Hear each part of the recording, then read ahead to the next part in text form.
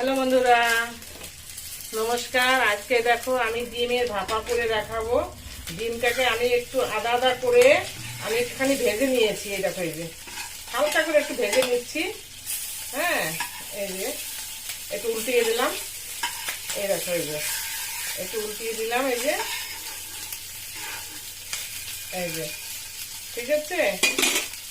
তারপরে আমি এই বাটিতে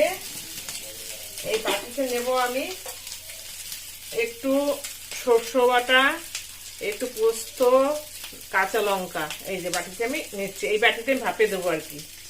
এই যে এই বাটিতে আমি ভাপে দেবো।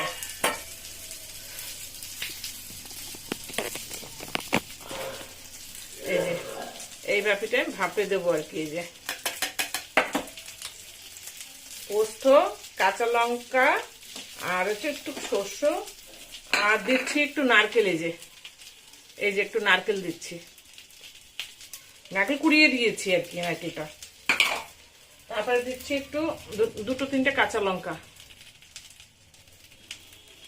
আচ্ছা, তারপরে দিচ্ছি সর্ষের তেল। এই যে সর্ষের তেল দিয়েছি। যে সর্ষের তেল একটু বেশি করে দিতে হবে, ভাপের তো। এই যে তারপরে দিলাম সর্ষের তেল। আচ্ছা, তারপরে দেবো স্বাদ অনুসারে নুন দেবেন। এই যে আমি নুন দিচ্ছি, স্বাদ অনুসারে নুনটা দেবেন আর কি।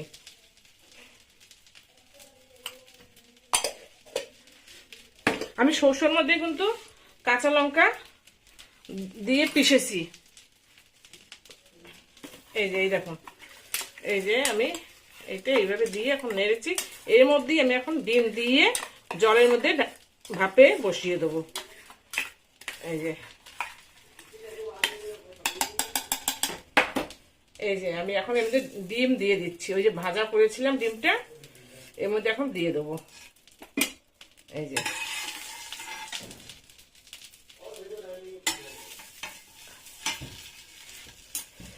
ডিমটা আমি এখন দিয়ে দিচ্ছি এর মধ্যে।